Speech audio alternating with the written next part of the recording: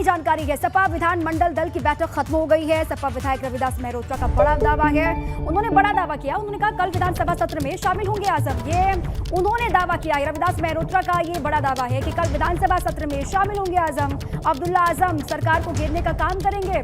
आजम खान वो कह रहे हैं कि कल विधानसभा सत्र में शामिल होंगे आजम खान भी और अब्दुल्ला आजम भी, और सरकार को घेरने का काम करेंगे आजम खान। उन पर हुए जुल्म, अत्याचार, अन्याय की बात वो कहेंगे विधानसभा के भीतर। ये रविदास मेहरोत्रा का दावा है। और अखिलेश यादव के बाईं तरफ कुर्सी पर बैठेंगे आजम। ये भी रविदास मेहरोत्रा ने दावा किया है। रामपुर से लखनऊ आ रहे हैं आजम खान, ये भी उनका बड़ा दावा है। सपा विधायक आजम खान और उनका बेटा अब्दुल्ला कल सदन में मौजूद रहेंगे। हमारे साथ समाजवादी पार्टी के वरिष्ठ विधायक रविदास मेहरोत्रा जी। रविदास जी, क्या खबर है, कहां से आई है ये खबर? क्योंकि आज बैठक थी, अभी खबर आई है कि आजम खान साहब जो है और उनके बेटे अब्दुल्ला दोनों लोग कल विधानसभा के सत्र में रहेंगे और सरकार को घेरने का काम करेंगे। जो उनके ऊपर 27-28 महीने में जुल्म, अत्याचार, अन्याय हुआ है वो विधानसभा के सत्र में वो खुद कहने का काम करेंगे। उनकी कुर्सी कहाँ रहेगी, कहाँ बैठेंगे, कुछ तय हुआ है? हाँ, उनकी कुर्सी जो है अखिलेश यादव जी के बगल में जो बाएं तरफ कुर्सी है उस कुर्सी पर आजम खान साहब बैठेंगे और आजम खान साहब उनके साथ बैठेंगे। के साथ विवेक त्रिपाठी, एबीपी गंगा, लखनऊ। देखिए, आजम खान से शिवपाल यादव कितनी भी नजदीकी जताएं, लेकिन उससे उनका कोई भला नहीं होने वाला है। ये कहना है समाजवादी पार्टी के राष्ट्रीय महासचिव रामजीलाल सुमन का। एबीपी गंगा से उन्होंने खास बातचीत की है। क्या कुछ कहा, सुनवाते हैं। समाजवादी पार्टी के कद्दावर नेता आजम खान के जेल से रिहा होने के बाद एक नई रणनीति के साथ समाजवादी पार्टी अब मैदान में उतरेगी। हमारे साथ बात करने के लिए राष्ट्रीय महासचिव रामजीलाल सुमन जी हैं। सर, क्या लग रहा है, अब आजम खान साहब संस्थापक सदस्यों में से एक हैं पार्टी के, अब वो आए हैं, जेल से रिहा हुए हैं, तो किस तरह से देखते हैं, क्या आगे की क्या स्ट्रेटजी आप लोगों की रहने वाली है?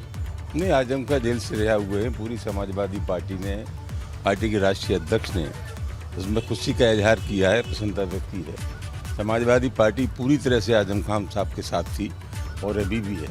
जहाँ तक रणनीति का सवाल है, कोई फिलहाल नई रणनीति बन रही है, लेकिन समाजवादी पार्टी में उनका अहम स्थान है। जब वो आए, उन्होंने प्रेस कॉन्फ्रेंस की, कहा मुझे अपनों से खता है, तो वो बीजेपी या जो इस रूलिंग पार्टी से ज़्यादा कहीं ना कहीं इशारे में वो कुछ अपने लोगों पर भी सवाल खड़े कर। वो कौन है अपने? अपने लोगों का मतलब सियासी लोग थोड़े ही हैं। अपने लोगों का अर्थ बहुत व्यापक है। व्यक्तिगत रूप से भी अपने लोग हो सकते हैं, जिनसे हमारे रिश्ते हैं। राजनीति से परे भी रिश्ते होते हैं, संबंध होते हैं। तो आप ये क्यों उसका अर्थ निकाल रहे हैं कि अपने लोगों ने धोखा दिया है और उसमें कहीं समाजवादी पार्टी शामिल है?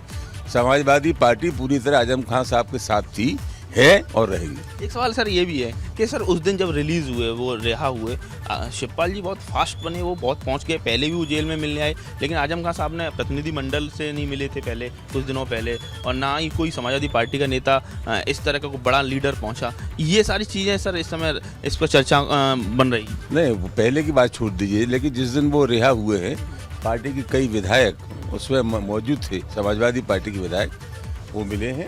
अखिलेश जी ने पार्टी के प्रदेश अध्यक्ष से भी कहा था कि मिलिए, फिर वो स्वयं उनसे मिलने जाएंगे। लेकिन एक बात मैं कह सकता हूँ कि आजम खान से निरंतर संपर्क करने के बावजूद भी जिस लाभ की अपेक्षा शिवपाल जी करते हैं, उनको मिलेगा नहीं। आगरा से उपाध्याय, एबीपी। आगे बढ़ते हैं। बरेली से बड़ी जानकारी है। मौलाना तौकीर रजा ने जेल भरो आंदोलन की चेतावनी दी है, धमकी दी है। पीएम मोदी को 1 सप्ताह तक का समय दिया है। देखिए, अल्टीमेटम दे रहे हैं तौकीर रजा। पीएम मोदी को 1 सप्ताह तक का समय दिया। 1 हफ्ते में प्रतिनिधिमंडल पीएम से मिलकर अपनी बात रखेगा और दिल्ली में बैठक के बाद जेल भरो आंदोलन के लिए तैयारी की जाएगी। तौकीर रजा ये कह रहे हैं, और देश भर में जेल भरो आंदोलन होगा। तौकीर रजा ने ये बातें कही हैं। उन्होंने कहा कि दिल्ली में मुलाकात होगी डेलीगेशन की और उसके बाद फिर तैयारी आगे की जाएगी। इसी पर अधिक जानकारी लेते हैं, हमारे साथी अनूप जुड़ चुके हैं। अनूप, तौकीर रजा ये अल्टीमेटम दे रहे हैं 1 हफ्ते का। वो कह रहे हैं कि 1 हफ्ते में दिल्ली जाकर के बातचीत होगी डेलीगेशन की पीएम के साथ में, और उसके बाद फिर वो आगे की तैयारी करेंगे। बताएं।